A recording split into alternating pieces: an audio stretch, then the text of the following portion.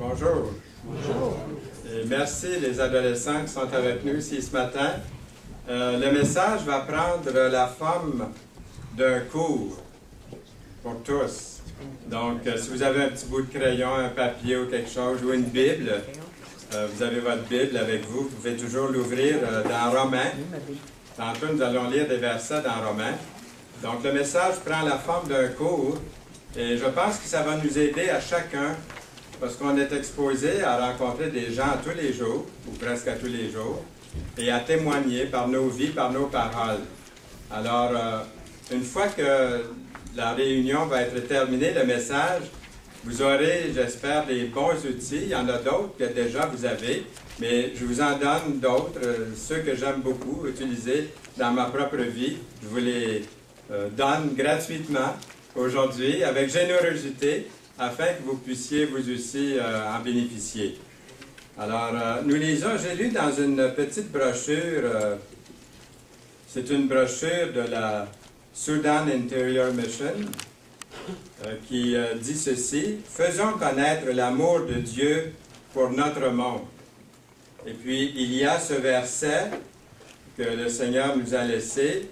Je vais retourner au verset, le verset qui dit « Allez, faites de toutes les nations des disciples. » Et aussi cet autre verset, en parlant de Jésus, il est écrit « Tu as été immolé et tu as racheté pour Dieu par ton sang des hommes de toute tribu, de toute langue, de tout peuple, de toute nation. » L'Évangile est pour les Chinois, les Africains, les Asiatiques, les Américains, pour nous ici ce matin, chacun, sans exception.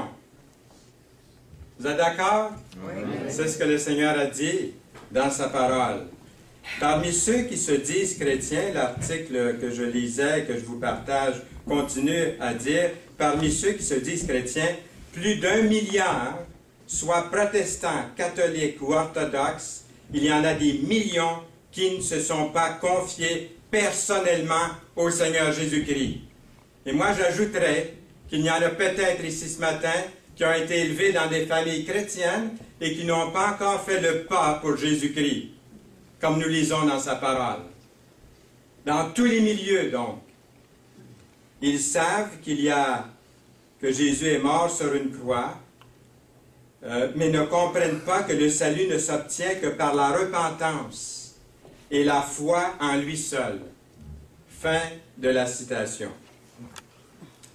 Vous et moi, nous sommes tous appelés à semer la bonne nouvelle en action et aussi en parole.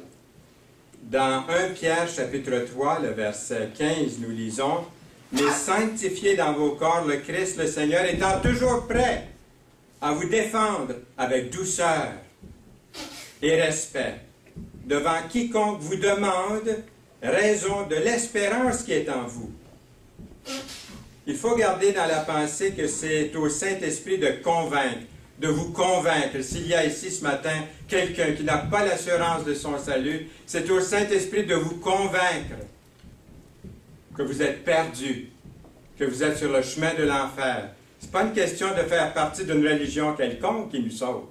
Ce n'est pas d'être même ici qui nous sauve, ou d'avoir des parents chrétiens qui nous sauvent.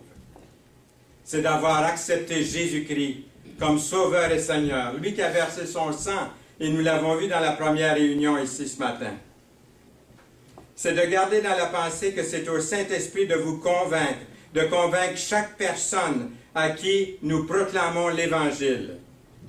Dans Jean chapitre 16, verset 8, Jésus a dit, « Et quand le Saint-Esprit sera venu, » il est ici ce matin, « lorsqu'il sera venu, il convaincra le monde de péché, de justice et de jugement. » Chaque croyant est appelé à témoigner. Vous êtes appelés à témoigner. Je suis appelé à témoigner. Dans Acte 1, verset 8, « Vous recevrez une puissance, celle du Saint-Esprit survenant sur vous, et vous serez mes témoins à Jérusalem, dans toute la Judée, dans la Samarie, et jusqu'aux extrémités de la terre. » Pour nous, l'extrémité de la terre, c'est la Nouvelle-Zélande, puis l'Australie, puis la Chine. Mais pour eux, c'est nous l'extrémité de la terre. jusqu'aux extrémités de la terre. Vous n'êtes pas appelés peut-être à être ancien ou diacre ou évangéliste, mais vous êtes tous appelés à naître de nouveau. Nous sommes tous appelés à être des collaborateurs ensuite du Seigneur Jésus-Christ pour rendre témoignage. Chaque âme perdue que vous rencontrez, Dieu désire la sauver. Chaque personne que vous rencontrez. Dans 1 Timothée 2,4, il est écrit, Dieu veut que tous les hommes soient sauvés et parviennent à la connaissance de la vérité. La vérité est prêchée ici aujourd'hui et plusieurs endroits à travers du Québec et à travers le monde aujourd'hui. Dans 2 Pierre 3, 9, nous lisons, le Seigneur ne retarde pas dans l'accomplissement de sa promesse, comme quelques-uns le pensent. Il use de patience envers vous. Et puis il est écrit ensuite, il ne veut pas qu'aucun périsse, mais il veut, c'est son désir, il veut que tous arrivent à la repentance.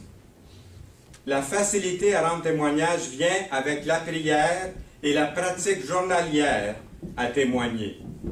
Dans 2 Corinthiens 5, 20, il est écrit, nous sommes donc ambassadeurs pour Christ, comme si Dieu exhortait par nous. Nous vous en supplions au nom de Christ, soyez réconciliés avec Dieu. L'appel que je vous donne ici ce matin par la parole de Dieu ne viendra peut-être plus jamais à vos oreilles et à votre cœur. C'est pour ça que c'est pressant. C'est pour ça que j'insiste à ce que vous écoutiez la parole de Dieu, que vous ouvriez votre cœur, si ce n'est pas déjà fait, pour le laisser entrer dans votre vie. La parole de Dieu restera toujours l'aide par excellence, par laquelle les âmes seront sauvées. Dans Romains 10, 17, nous lisons, « Ainsi la foi vient de ce qu'on entend, et ce qu'on entend vient de la parole du Christ. » Utilisons la Bible, la parole de Dieu.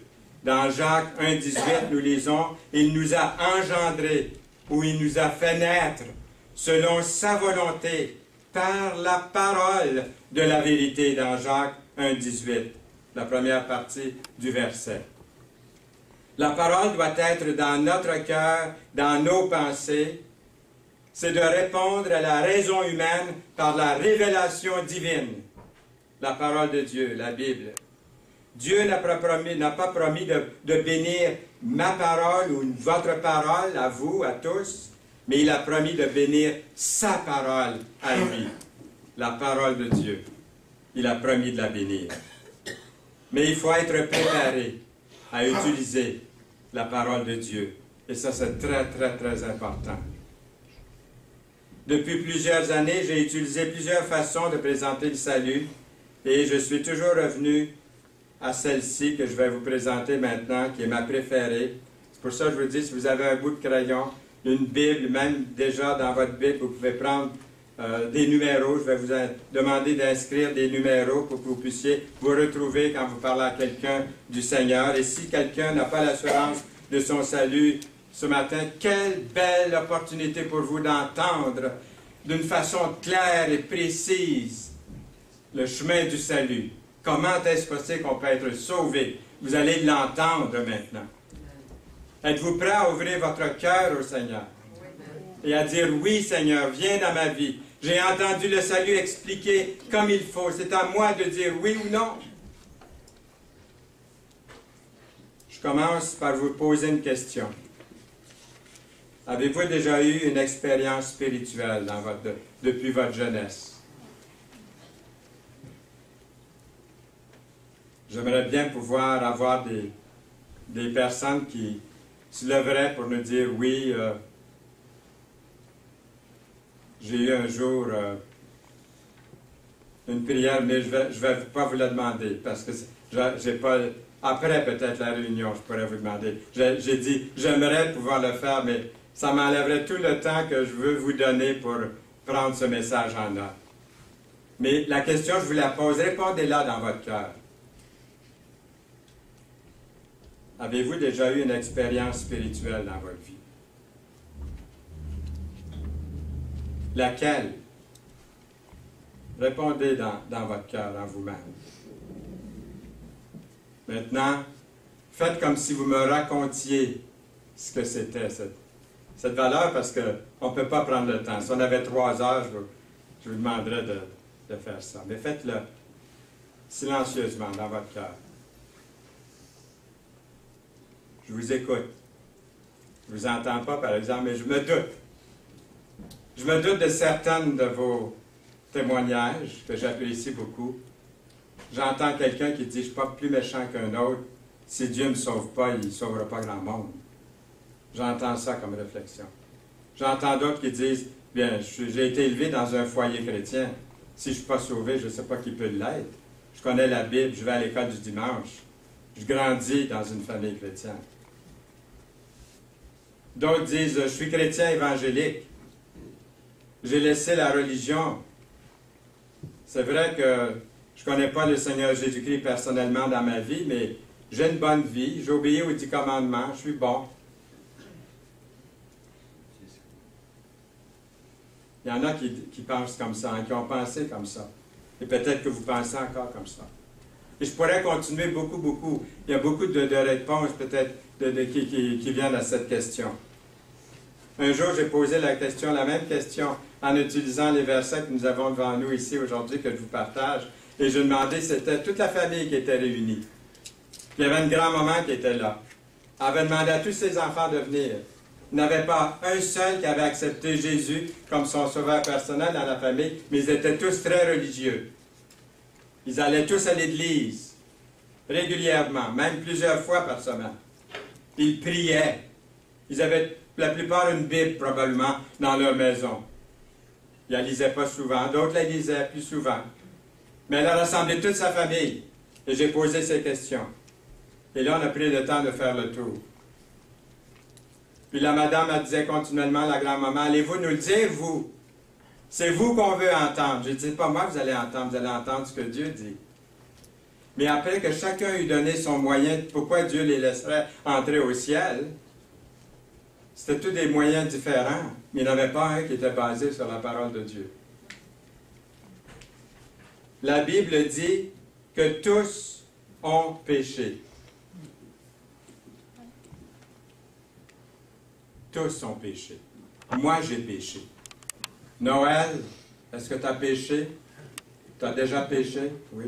Yolande? Oui. Vous avez tous péché. J'ai péché. La Bible dit, tous ont péché. S'il y a quelqu'un sans péché ici ce matin, levez-vous debout. Asseyez-vous. Vous avez péché en vous levant debout. Parce que tous ont péché. Et qu'est-ce que ça veut dire d'avoir péché? C'est pour ça que j'aime beaucoup l'Évangile, c'est-à-dire l'Épître aux Romains, c'est que ça vous donne l'avantage de vous servir d'un livre de la Bible. Vous pourrez vous servir de d'autres livres de la Bible. Il y a plusieurs livres dans la Bible avec lesquels vous pouvez présenter le salut. Mais dans Romains, vous avez vraiment une séquence de versets absolument extraordinaire. Écoutez bien. C'est Dieu qui vous parle ce matin par sa parole, dans Romains. J'aime numéroter les versets. Je vous donne un exemple.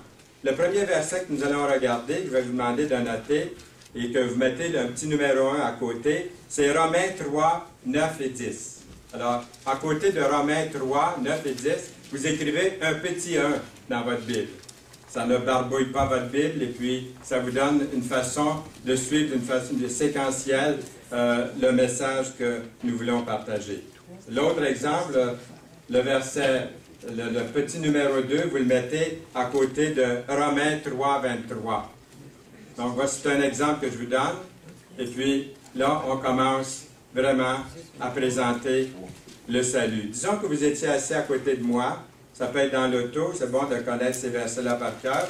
Ou de passer un Nouveau Testament à la personne qui est à côté de vous et vous lui faites lire le verset. Vous demandez avant ce que vous avez... Après que la personne a raconté un peu comment est-ce que c'est qu'elle pense d'être sauvée, pourquoi Dieu la laisserait entrer au ciel, laissez-les parler. Ce n'est pas un argument. Que la personne vous dise n'importe quoi, qu'elle dise il faut grimper le mont Everest pour aller au ciel, laissez-la dire. Dites pas non, c'est pas comme ça. On laisse dire. De cette façon-là, vous obtenez le droit de parler après. Et quand la personne a parlé pendant une demi-heure, peut-être, laissez-la parler. Peut-être ça va être la prochaine fois que vous allez pouvoir partager les versets. La première fois, elle a pu s'exprimer, elle a pu dire ce qui l'a touché dans sa vie spirituellement. Mais ça ne lui a pas donné la paix de Dieu, ça. Mais vous la laissez dire n'importe quoi. Pour vous, ça ne sera peut-être pas des fois, ça va être choquant peut-être, mais laissez dire. Puis une fois que la personne a tout raconté, là, vous pouvez dire à la personne, est-ce que vous avez objection à ce qu'on ouvre la Bible et qu'on regarde les versets? C'est rare que quelqu'un va dire non. Quelqu'un peut dire, je ne crois pas à la Bible. On va dire, est-ce qu'on peut l'ouvrir quand même? Est-ce qu'on peut quand même le regarder?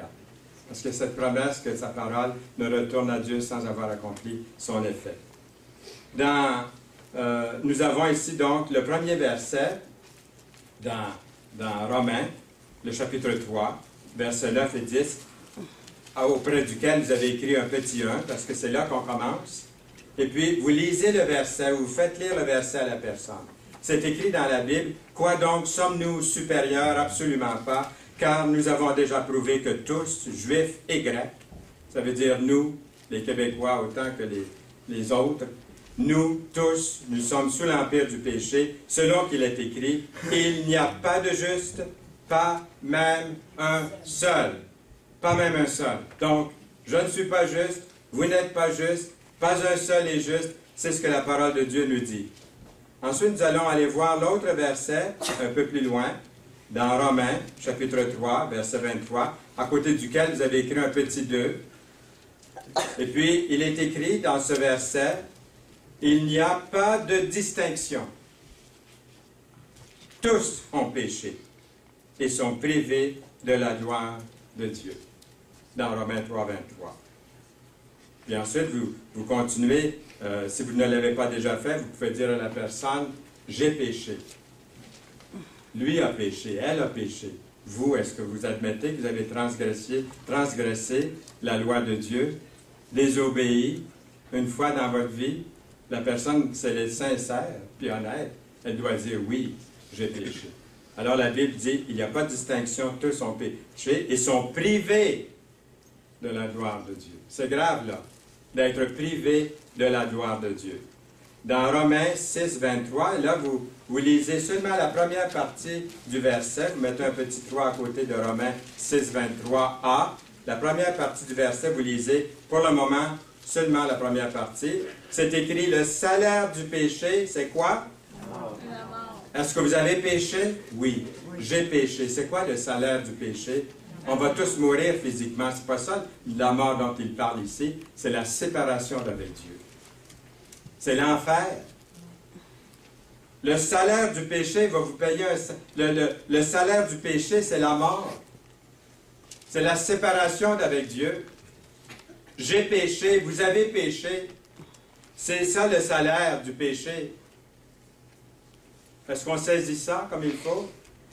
Et ensuite, on va à Romains 5, 8. Un petit 4 à côté de Romains 5, 8. Le verset dit ceci. Et ça, c'est merveilleux, là. Et ouvrez les oreilles, le cœur, les yeux, parce que c'est écrit, Dieu prouve son amour envers nous, en ce que lorsque nous étions encore des pécheurs, et là nous avons les 5 mots, ça dépend des versions, là, mais les 5 mots les plus importants de toute la Bible, Christ est mort pour nous. Nous sommes condamnés par le péché, privés de la gloire de Dieu. Mais Dieu prouve son amour envers vous.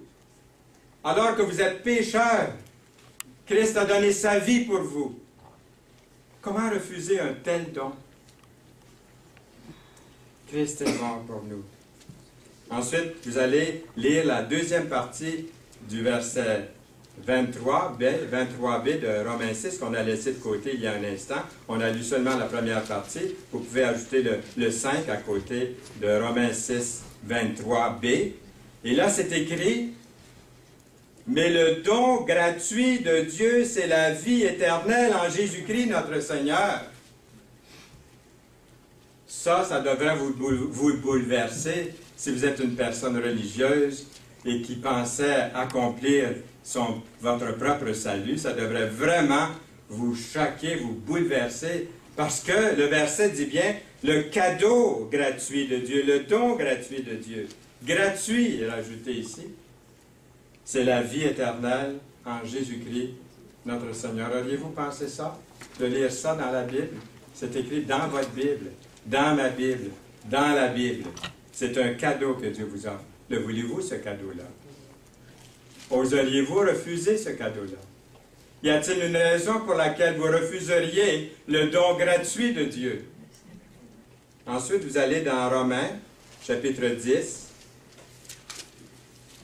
et puis le verset 9, Romains 10, verset 9, et vous ajoutez le petit 6 à côté de Romains 10.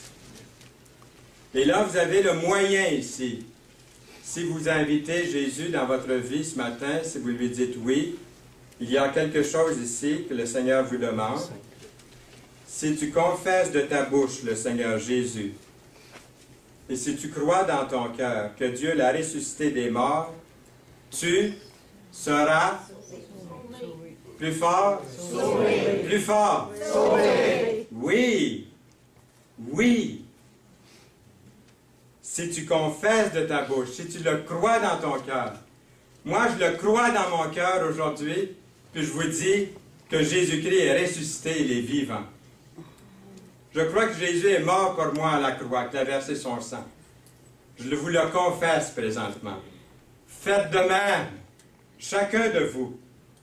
Croyez-le dans votre cœur. Je ne peux pas le faire pour vous. Et confessez-le de la bouche. C'est ce que la parole de Dieu nous dit. Ensuite, c'est écrit au verset 10, c'est toujours le petit numéro 6, ça c'est les deux versets 9 et 10, ils sont ensemble. Car en croyant du cœur, on parvient à quoi? À la justice. Et en confessant de la bouche, on parvient au... Plus fort, s'il vous plaît. Au salut. Est-ce que c'est difficile à comprendre?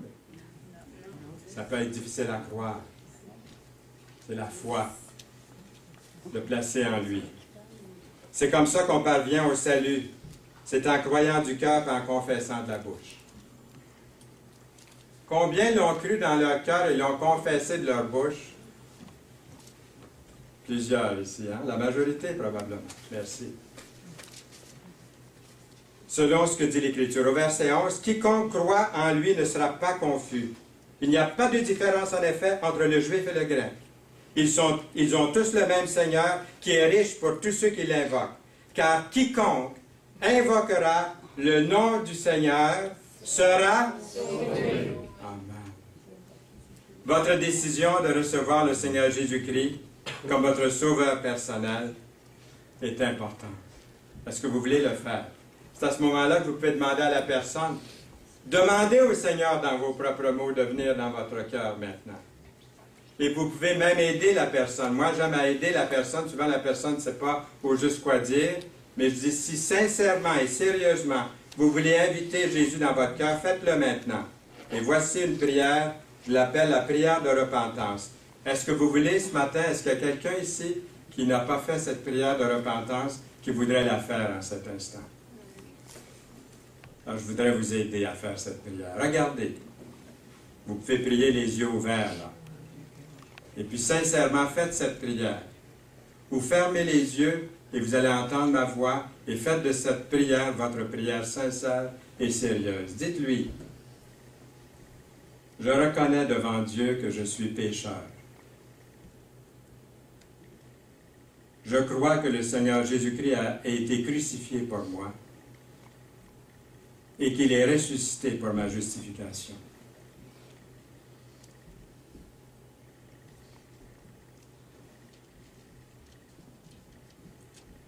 Je le reçois maintenant, je te reçois maintenant, et je fais profession de foi en toi, comme mon sauveur personnel.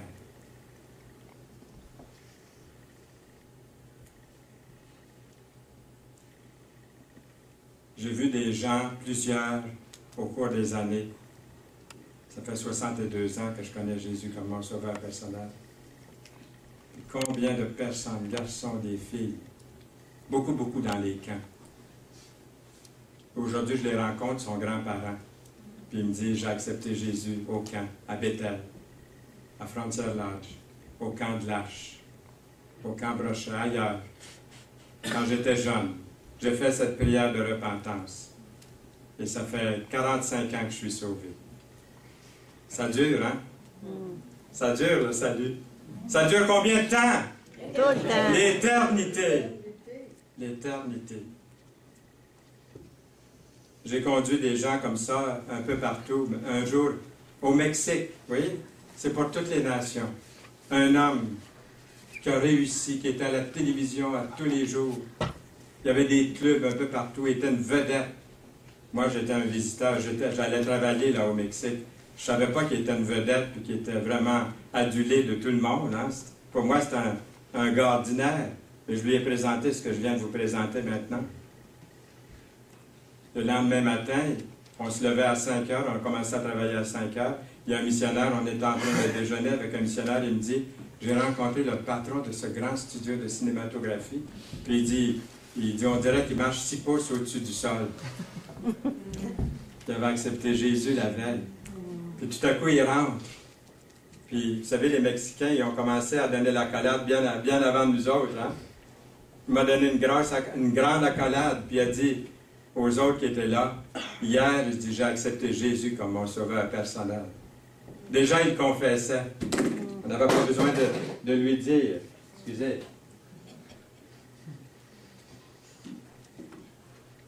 Ça, c'est tellement important. Et là, vous pouvez aller à cet autre verset et marquer le numéro 7 à côté, Romains 5, 5. Et là, vous pouvez dire à la personne qui a reçu Jésus dans son cœur, et peut-être quelqu'un ici ce matin l'a fait. J'ose croire que vous avez accepté Jésus ce matin. Par la foi, je le crois. Alors, j'aimerais que vous lisiez ce verset. Or, l'espérance ne trompe pas parce que l'amour de Dieu est répandu dans nos cœurs par le Saint-Esprit qui nous a été donné. Il y a 2 autres versets que j'aimerais que vous puissiez lire. Et l'autre, c'est dans Romains 8,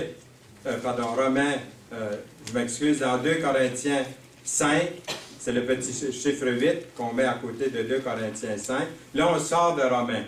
C'est 2 versets qui n'est pas dans Romains les prochains. Et c'est le verset 2 Corinthiens 5, 17. Vous pouvez écrire le petit 8 à côté. C'est écrit dès que quelqu'un, et là je le lis dans la version Bible en français courant parce que j'aime beaucoup la manière que c'est écrit, simple et facile à comprendre. Dès que quelqu'un est uni au Christ, écoutez bien ceci, dès que quelqu'un est uni au Christ, il est un être nouveau. Vous êtes un être nouveau si vous avez fait la prière de repentance tantôt.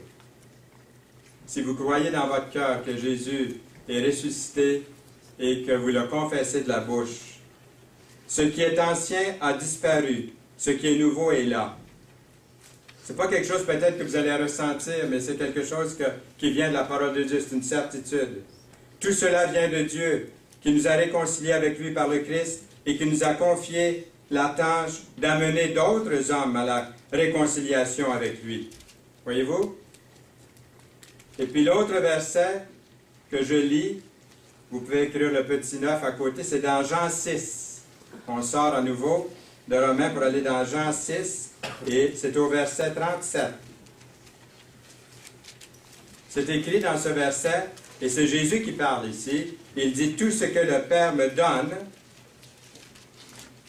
viendra à moi, et je ne jetterai point dehors celui qui vient à moi. » Compris?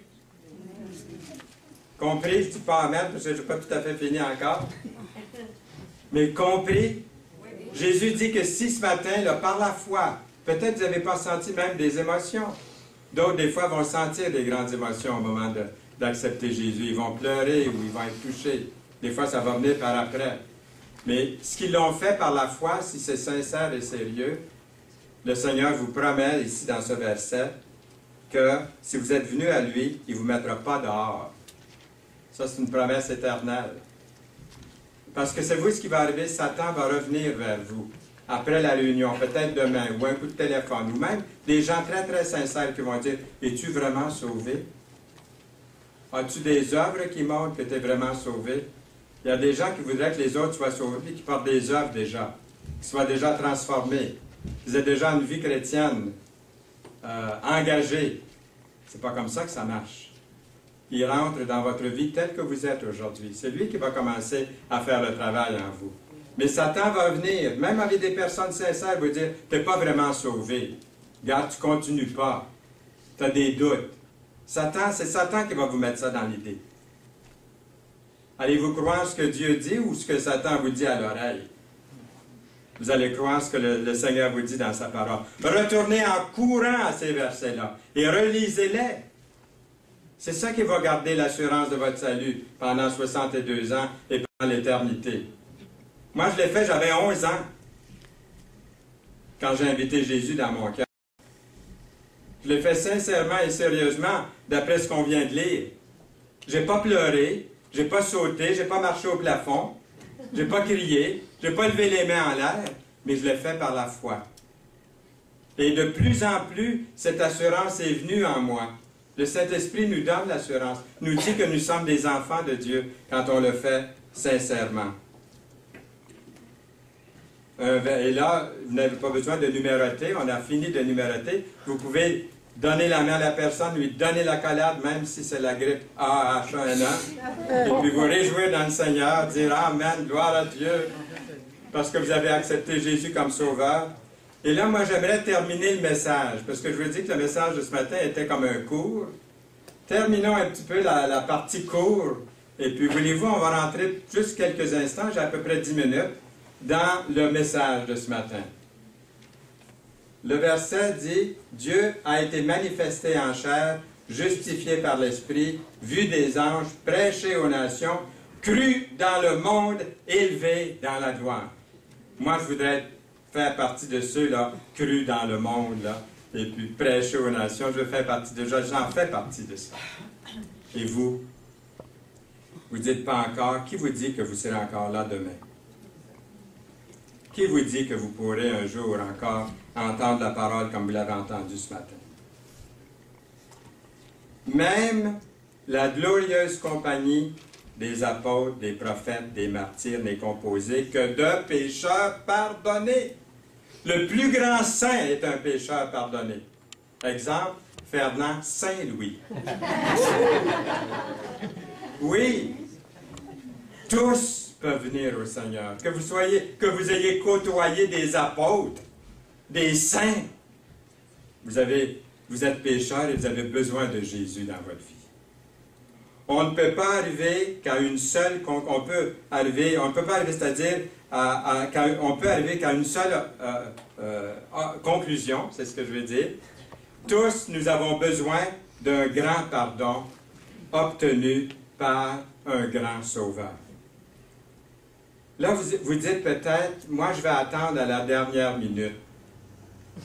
Hein, je remets ça. Pas ce matin, je n'étais pas prêt ce matin. C'est aujourd'hui le jour favorable, c'est pas demain. C'est pour ça que c'est tellement important. On l'a lu, je ne vais pas revenir là-dessus. Que penser d'une conversion à la dernière minute, à la dernière heure? La Bible donne qu'un seul exemple d'une telle conversion. Il ne faut pas prendre de chance, hein? La Bible ne donne qu'un exemple d'une telle conversion pour nous montrer que c'est possible d'être sauvé à la dernière minute. Mais c'est rare. Et puis, ça ne doit pas vous servir d'exemple, à personne servir d'exemple, pour repousser la décision de recevoir Jésus comme Sauveur et Seigneur. C'est celle de l'un des deux brigands sur la croix, crucifié avec Jésus. Au début, lui et son compagnon insultaient Jésus. L'un des malfaiteurs crucifiés avec lui disait « N'es-tu pas le Christ? Sauve-toi toi-même et sauve-nous. » De quel salut parlait-il? Il parlait de descendre de la croix, puis de continuer leur vie sur la terre. Mais ce n'est pas de ça ici que lui, le Seigneur veut leur enseigner ici. Puis, celui-là, il s'est converti en prenant partie du Seigneur. Ça a été un changement rapide, mais profond et complet. Ces parallèles peuvent même être pris en exemple pour montrer les étapes d'une conversion sincère. Si vous avez accepté le Seigneur ce matin, vous avez des étapes sans le réaliser que vous avez suivi, ou que chaque personne suit, et le larron ne fait pas exception à ça. Nous allons les examiner. Premièrement, il montre du grand respect pour Dieu, car il reprend son compagnon en disant, « Ne crains-tu pas Dieu? » Ne crains-tu pas Dieu? C'est un criminel autant que l'autre là qui parle. Toi qui subis la même condamnation dans Luc 3, 23, 40. Deuxièmement, il reconnaît sa culpabilité en disant, « Nous recevons ce que méritent les actes que nous avons commis. » Verset 41. Troisièmement, il affirme que Jésus est innocent des crimes dont on l'accuse et même qu'il est parfaitement juste. Il dit celui-ci, en parlant de Jésus, n'a rien fait de mal. Alors pourquoi est-ce qu'il meurt sur une croix s'il n'a rien fait de mal? Le larron le comprend, le saisit, là. C'est pour lui qu'il a fait ça. Quatrièmement, il fait appel au Seigneur pour lui-même et se confie en lui. Il dit à Jésus, « Souviens-toi de moi quand tu viendras dans ton règne. » Verset 42. Et cinquièmement, il croit que Jésus est le Seigneur, qu'il va ressusciter, et il va revenir parce qu'il dit, « Quand tu viendras dans ton règne. » Voyez les étapes? Et quelle est la réponse de Jésus? Ça ne s'est pas fait attendre, ça dépassait les espérances de ce brigand sur la croix. Jésus lui répondit, « Je te le dis en vérité, aujourd'hui tu seras avec moi dans le paradis. » Mais ce n'était pas la même chose pour l'autre, l'autre brigand. Ce n'était pas la même chose pour l'autre. Mais pour lui, brigand aussi, il n'a pas pu refaire sa vie, il n'a pas été baptisé, il n'est pas allé à l'église le dimanche suivant, là, hein? Il était crucifié sur une croix, il est mort sur cette croix. Mais Jésus l'a sauvé, parce qu'il a mis sa croix, sa foi en lui. Il a cru en Jésus, le brigand sur la croix. Un jour, j'ai partagé la parole, puis une religieuse m'a téléphoné à 7h30 le dimanche matin. Elle venait d'écouter ce message à la radio, à la foi vivifiante qui joue à WCHP 760 AM, le vendredi après-midi. L'émission jouait le dimanche matin à ce moment-là, à CKC Montréal. Elle a appelé et elle a dit, « Je suis une sœur cloîtrée. Ça fait 20 ans que je suis cloîtrée. Je fais beaucoup de sacrifices. » Puis ce matin, j'ai entendu dire que le larron, un criminel, est allé au ciel avec Jésus. Sans ses œuvres. Moi, je n'ai pas cette assurance-là. J'aimerais l'avoir. Pouvez-vous venir me visiter? Yolande et moi, on est allés la visiter. Puis un jour, elle est venue à l'Assemblée ici, à Longueuil, à une réunion de prière cette semaine. Son nom, c'était Sœur Berthe Auger. Les chrétiens ont été tellement heureux de la voir. Elle est née de nouveau. Le brigand espérait un salut futur. Jésus lui promet de le prendre aujourd'hui même. Pas plus tard, aujourd'hui même.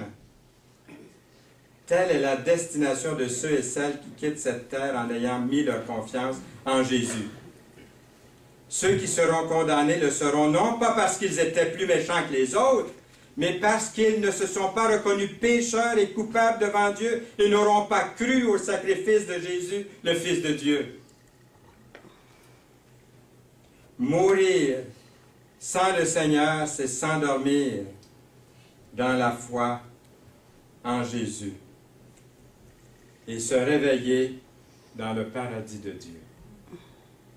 Ces bienheureux sont-ils moins coupables que les premiers, plus honorables ou plus religieux pour être au ciel? Non. La différence, c'est qu'ils ont accepté durant leur vie Jésus comme leur sauveur. Ils ont simplement cru les paroles de la Bible et fait confiance au Sauveur, à Dieu. Je vous ai écrit ces choses afin que vous sachiez que vous avez la vie éternelle. Que vous avez la vie éternelle, vous qui croyez, au nom du Fils de Dieu. 1 Jean 5, 13. Je connais les projets que j'ai formés sur vous, dit l'Éternel, projets de paix et non de malheur, afin de vous donner un avenir et de l'espérance. Vous m'invoquerez et vous partirez, vous me prierez et je vous exaucerai. Vous me chercherez et vous me trouverez si vous me cherchez de tout votre cœur. je me laisserai trouver par vous, dit l'Éternel. On serait en droit de penser que pour un si grand salut qu'il offre aux hommes, Dieu va se montrer très exigeant et demander des œuvres méritoires, une vie exemplaire, des sacrifices, des renoncements coûteux, des offrandes, des pèlerinages, et j'en passe. Eh bien non, le salut est gratuit. Gratuit. Mais une condition est pourtant nécessaire. Est-ce que je peux vous en parler? Et c'est la foi. Utilisons bien ce que dit, puis écoutons bien ce que dit la parole de Dieu. Celui qui croit au Fils a la vie éternelle. Celui qui ne croit pas, qu'est-ce qui arrive à celui qui ne croit pas? Ne verra pas la vie, vous pouvez être sûr de ça. Mais la colère de Dieu demeure sur lui. Ça, c'est le verset qui m'a convaincu. Je venais de lire le verset Jean 3, 17 qui dit « Dieu en effet n'a pas envoyé son Fils dans le monde pour qu'il juge le monde. » Et tout à coup, j'arrive à la fin du chapitre puis je lis ce verset-là.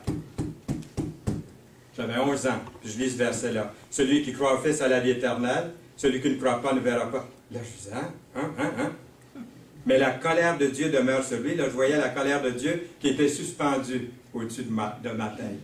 Réellement. Je dis, Seigneur, je crois. Je crois. Le fardeau a été enlevé. Pour toujours. Vous dites, c'est trop facile. J'aimerais mieux gravir les centaines de marches de l'oratoire Saint-Joseph. C'est pas ça qui peut nous sauver. L'avez vu, hein? L'avez-vous vu? Comme je le vois ici. Le Seigneur dit, le temps est accompli, le royaume de Dieu est proche. Repentez-vous. Croyez à la bonne nouvelle. L'Éternel est près de ceux qui l'invoquent. Il est près de vous ce matin. Tu es bon, Seigneur, tu pardonnes, tu es plein d'amour pour ceux qui t'invoquent. Toutes sortes de versets qui disent ça.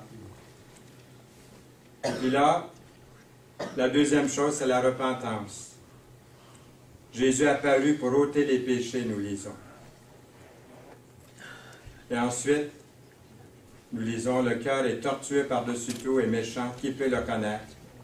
Je vous donnerai un cœur nouveau, je mettrai en vous un esprit nouveau. Puis ensuite, c'est la foi. D'avoir la foi. Tout ce qui est né de Dieu triomphe du monde, et la victoire qui triomphe du monde, c'est quoi? C'est votre foi. Il vous reste une chose. Si ce n'est pas fait, là, c'est de venir au Sauveur. Vous dites comment? Il y a encore une fois, le Seigneur dit, « Venez à moi, vous tous qui êtes fatigués et chargés, et je vous donnerai du repos. » Jésus a dit, « Je suis le chemin, la vérité et la vie. Quiconque nie le Fils n'a pas non plus le Père. Quiconque se déclare publiquement pour le Fils a aussi le Père. » Est-ce que vous voulez venir à Jésus ce matin, là où vous êtes? Est-ce qu'il y a quelqu'un ici qui voudrait le faire, sincèrement? Dire, oui Seigneur, je veux venir à toi ce matin. Je veux te donner ma vie. Le Seigneur dit, je me tiens à la porte et je frappe. Si quelqu'un entend ma voix et ouvre la porte du cœur, j'entrerai chez lui. Je souperai avec lui et lui avec moi. Faites la prière de repentance. Vous avez une deuxième occasion ce matin. C'est rare que je fais ça dans un message. Deux fois la prière de repentance. Mais je vais être certain qu'un jour, quand je serai au ciel avec le Seigneur, que je verrai tous ceux que je vois ici ce matin avec moi au ciel. Alors répétez sincèrement cette prière maintenant. Seigneur Jésus, moi aussi je veux croire en toi. Je veux me détourner de ce qui ne m'a pas donné la paix et l'assurance de mon salut. Je me détourne de ma vie passée, de mon péché. Je veux me tourner vers une personne vivante et authentique, le Seigneur Jésus-Christ. Seigneur Jésus, viens dans ma vie. Je t'accepte comme mon sauveur personnel. Je crois que ton sang, versé à la croix, me purifie de tout péché. Merci Jésus pour cette nouvelle vie. Amen. Amen. Combien l'ont fait sincèrement cette prière dans leur cœur?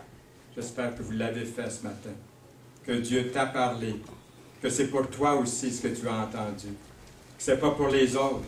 Tu t'en échapperas pas.